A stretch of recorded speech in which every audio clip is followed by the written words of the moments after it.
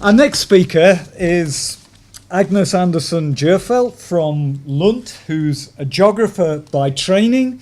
Agnes leads the AFRINT program at Lund, which is the African Intensification of Food Crops for Agriculture in Sub-Saharan Africa, which has been doing a lot of longitudinal research in 6, 7 or 8 different countries of Africa, giving them a good look at change through time. Agnes also has interests in urbanization. She's worked in several different African countries. Agnes. Thank you. Well, I took this notion of agricultural productivity. What is the problem? What can be done about it?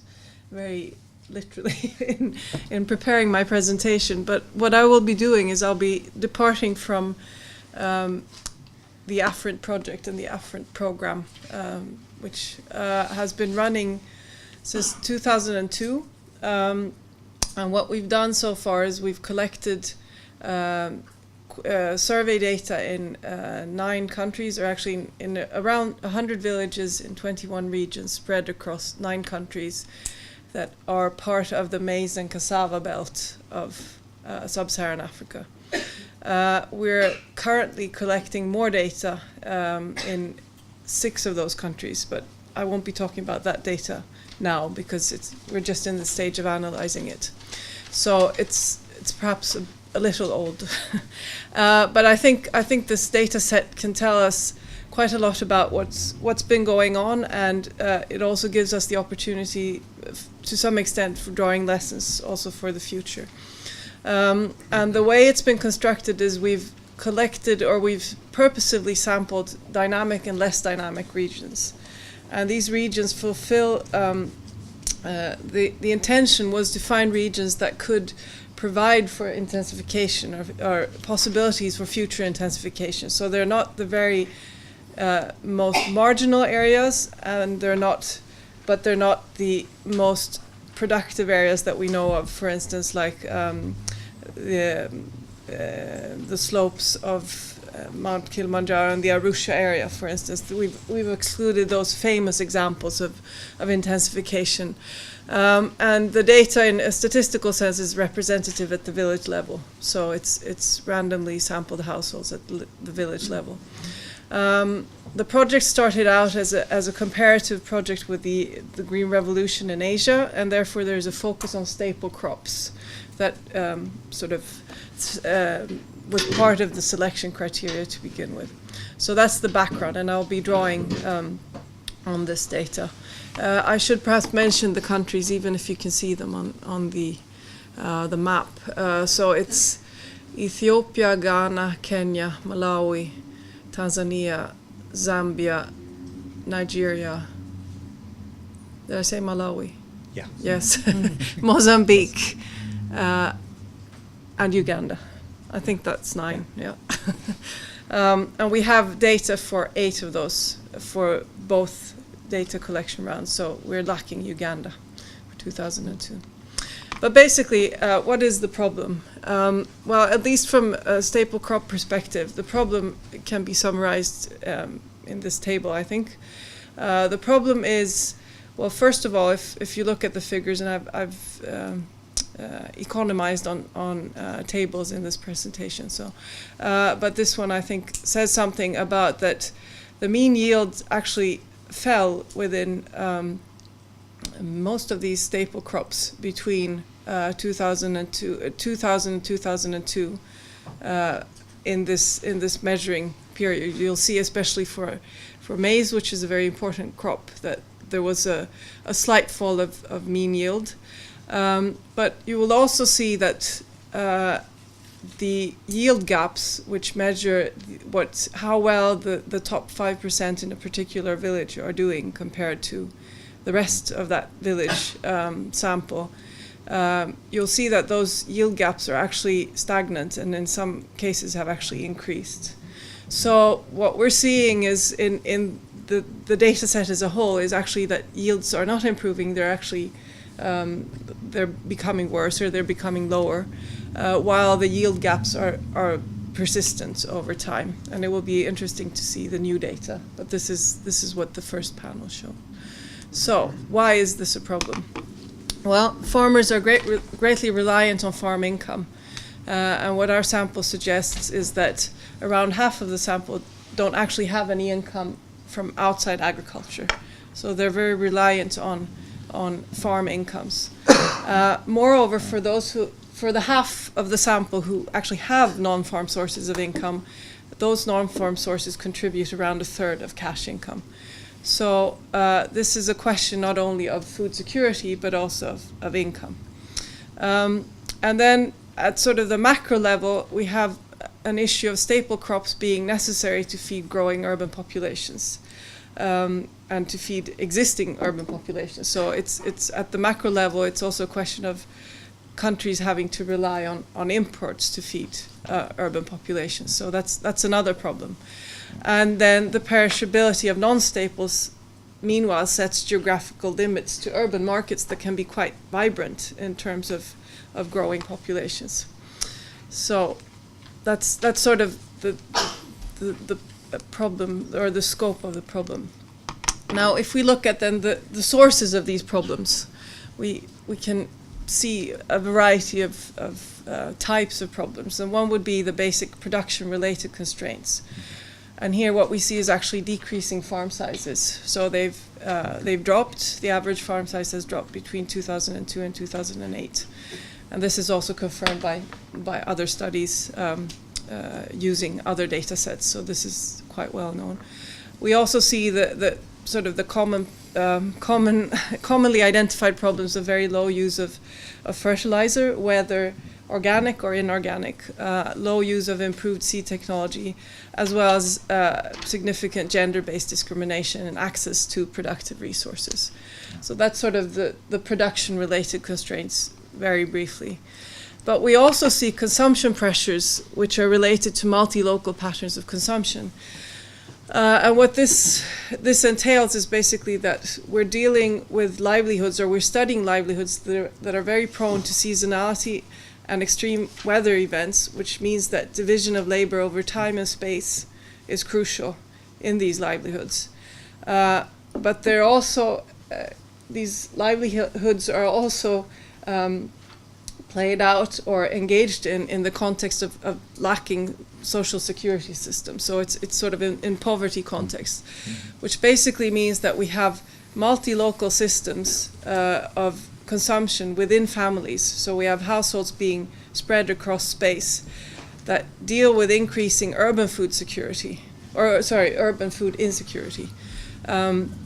So there's an element of the rural household looking after its urban household members.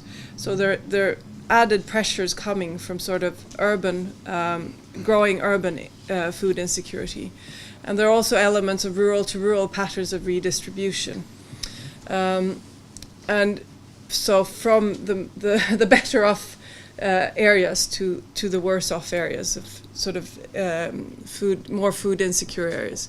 And these patterns are non-reciprocal. So in the sense that the households that have food are distributing it without getting anything in return, really. What this does is it depletes the surplus available for sale, while it also undermines rural food security. So that's sort of the consumption pressures. And finally, we have market-related constraints. So only half of the growers of these major staple crops actually sell some of their outputs. And there's actually also been some slight decommercialization between 2002 and 2008. So we see that households are actually leaving these markets, while staple crop amounts sold remain very low. So we have that sort of those three-pronged picture of problems. Now, given this, there's still limitations of relying on the big picture, because this what I just presented is very much the big picture, as well as focusing too much on staple crops. So we need to take into consideration that there are actually pockets of intensification. So it's not sort of a wholesale problem of low yields and falling yields. And these are tied to differences in soil fertility and climate that sort of have that are not man-made as such, but they're also tied to differences in access to urban areas and markets, and to infrastructure corridors connecting different urban markets. They're also tied to what Ruth was talking about, local institutional aspects connected to land tenure and water rights and similar aspects. Whereas the role of non-farm sources of livelihoods varies locally, almost from one village context to the next. And there are also clear gender dynamics of this, which are related to tenure rights for women, and the type of tenure rights that women have. And there are also general poverty factors that affect farm productivity that don't really are not really based in agriculture as such. So, for instance, poor health and a disease-prone environment, and especially disease among young children, may it affects the amount of labor available to engage in agriculture, and it may also deplete resources available for agriculture as assets are sold to deal with incidences of disease. Yes. So basically, if we take a closer look, then we can see that agricultural growth dynamics are strongly concentrated. So it's not so much a question of that growth isn't occurring, it's occurring in particular places.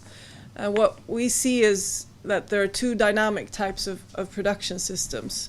And one would be mixed farming, in the sense of that it combines livestock with grain production mainly. And this is quite extensive, so it's based on fairly large land sizes. And this is typical of parts of Zambia, for instance, parts of Nigeria also.